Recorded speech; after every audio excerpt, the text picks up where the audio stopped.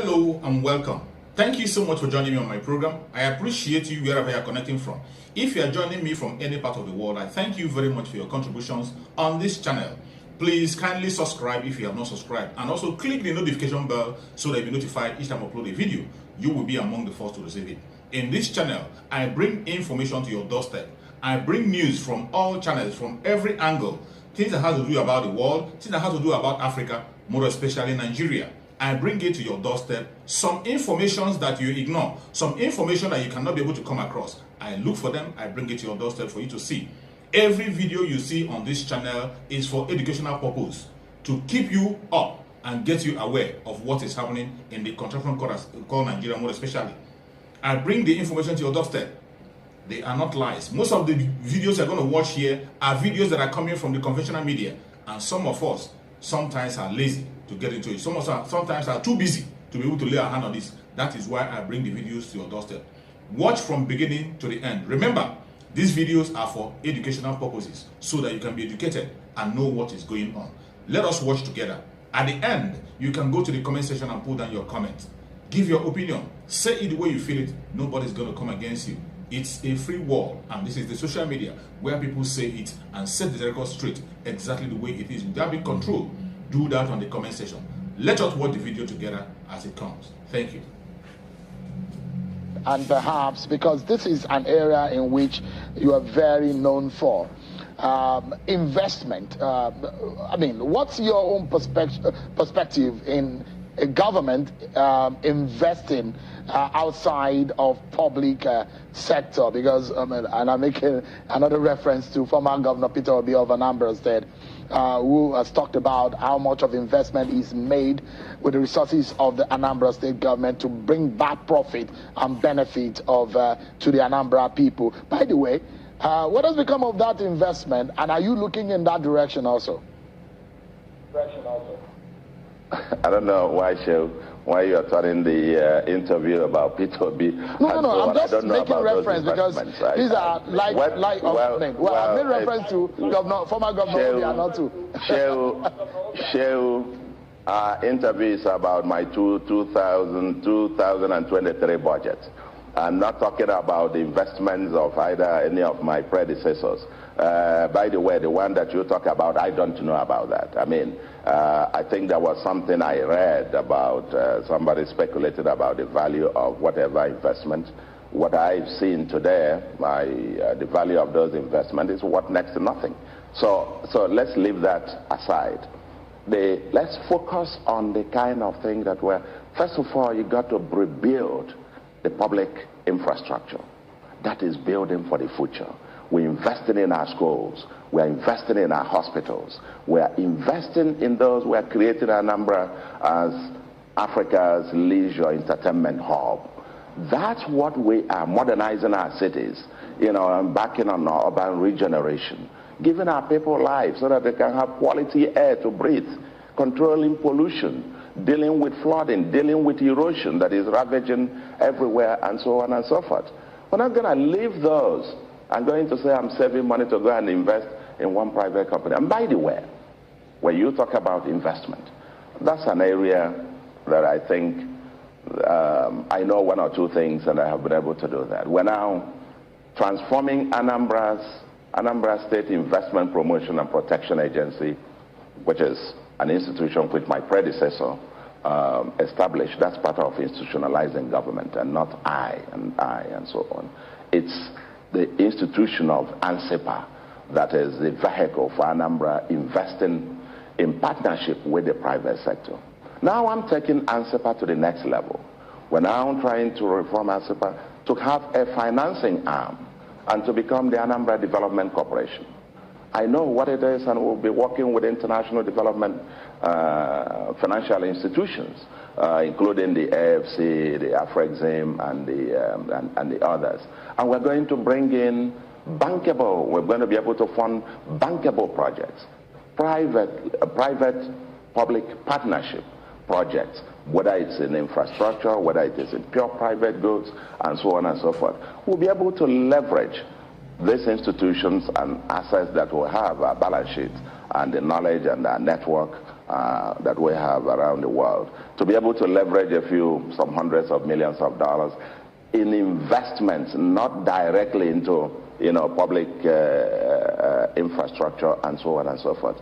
So when you talk about investment is not about going to invest in bakery. That's not what the government is about. Because if the bakery goes down, then your investment goes down with it.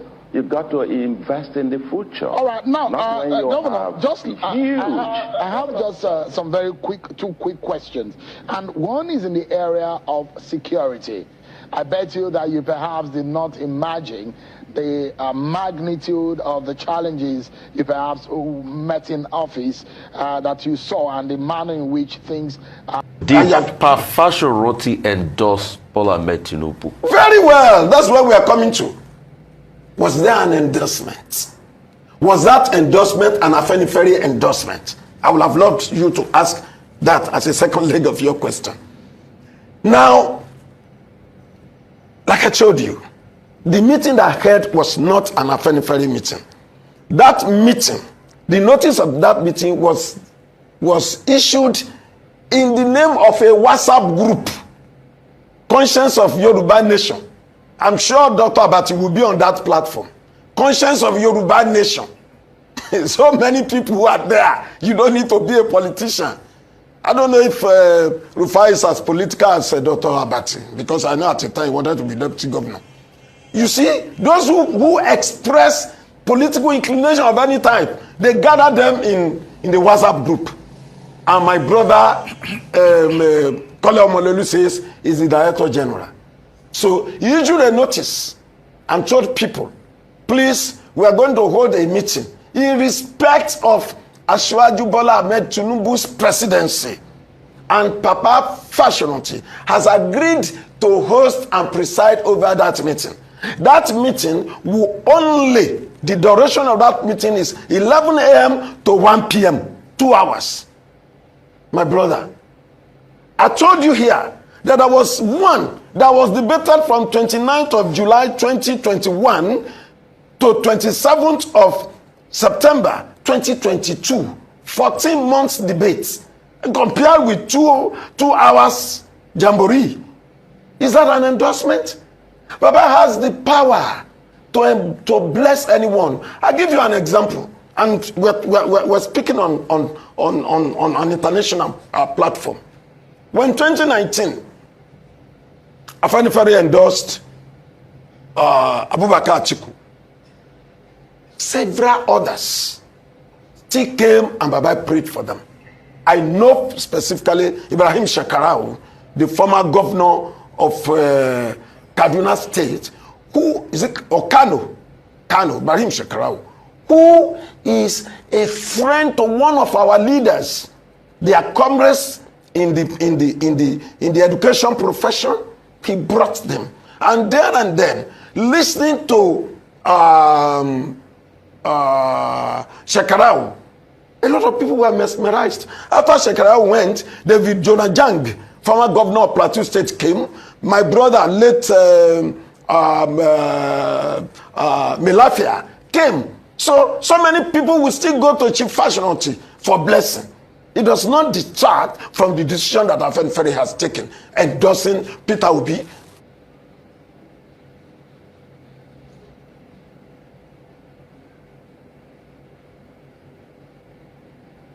But so that people can be able to, understand, as we did yesterday, to follow the conversation, and that's perhaps the very first page of the first set of the document. It says, document on the left is the originating process, which indicates Tinubu was not a party to the case in rem.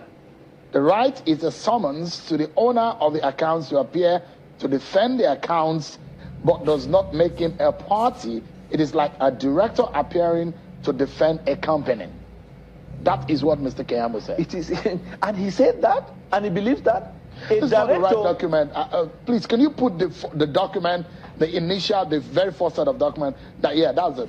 He's saying that it is like, he's comparing it is like a director defending a company. Is the director not an alter ego of the company? Why do you think few days ago there was a judgment that Abdulrashid Bawa should be committed to prison? Did he, as a person, alleged in that something violated the law? But because he was the chairman, the alter ego, who is the owner of the account? How do you separate the owner and the account? Do you know the doctrine of confidentiality that exists between a banker and a customer relating to the account? Without an order of court, the bank does not have any right to disclose the details of a financial transaction. That is how inseparable your account is with you. And so when the account was joined as a defendant, by the time the ex parte order was granted, the court said, let the defendant come and establish why it should not be given the final forfeiture. Who are the defendants? The owners of the account. Let me now ask you again. There is a letter originated from the office, written, directed to the then Inspector General of Police. If you bring back that letter, the very blurry one, which was written by an attaché of the United States Embassy, which they were trying to find out about Bola Tinubu. And this is what Tafa Balogun was. It was written to his office. He was the then Inspector General of Police. This, in some way, the argument is that Bola Tinubu was exonerated by this document. No, he was not. Is that what you're supposed to say? That is the argument. That they don't have any record of Bola Tinubu. That's because under civil forfeiture proceedings, as you can see in that order, because in part of the document you will see the order of the court. After the order was given and the money was to be taken, underneath you will see case closed. In other words, it is like you have convicted. I'm just using the term like in criminal case. When you have finished convicting somebody and you sentence him, do you retry him again? That means that case, as far as that case is concerned, it is conclusively concluded, not in favor of Bola because he had to forfeit that. That's number one. Number two, I heard him yesterday saying it is the party who are just willing to know because they don't want to field him for the second time and they want to be, don't deceive Nigerians. His former boss, what is his name? The human rights activist, Gani was the one that started this case. He applied to the court for mandamus. He even asked to be given the right to prosecute the matter. It was Gani that sparked up this issue, and it was a legal matter. That is why the party was compelled. Even it was around that time that Festus Keyamo also went to court and said, in addition to it, that the man's certificate too is a problem. All right. We need to wrap up now. On the final note, what is your summation on this matter? I am afraid that the conclusion of this case is that from the eyes of the law, especially if you look at the constitutional provision you cited, Bola may be disqualified from contesting. By who? No, if the matter goes to court, interpreting that provision of the Constitution, because the finding in that civil forfeiture proceedings has ended against him. That's why he forfeited that. And narcotics and money laundering, whether in America or in Nigeria, is a criminal offense. Thank you so much, Mr. Daniel Buwala. I guess the conversation continues with Nigerians. You are the one who decide anyways. The millions of you who... Thank you so much for watching. I hope you have been educated with this video. I hope you have learned something from the video you just watched. Please go to the comment section and put down your comments. Whatever you think about the video you have watched, or anything you have learned that you wanted to share together, go to the comment section and keep yourself busy. It's a free place where people share their opinion. And please, if you have not subscribed to this channel, kindly subscribe to the channel. Click the notification bell so that you'll be notified each time a video comes out. And also, share the video to your family and friends. Share it to all platforms so that people can get aware of what is happening in the world, mainly in the contraption called Nigeria. We have to keep people on their toe, keep people informed on what is going on. That is exactly what we are doing. Every video you are watching in this channel is for the purpose of education and nothing more. Thank you so much for watching, and remember, bye-bye. See you again.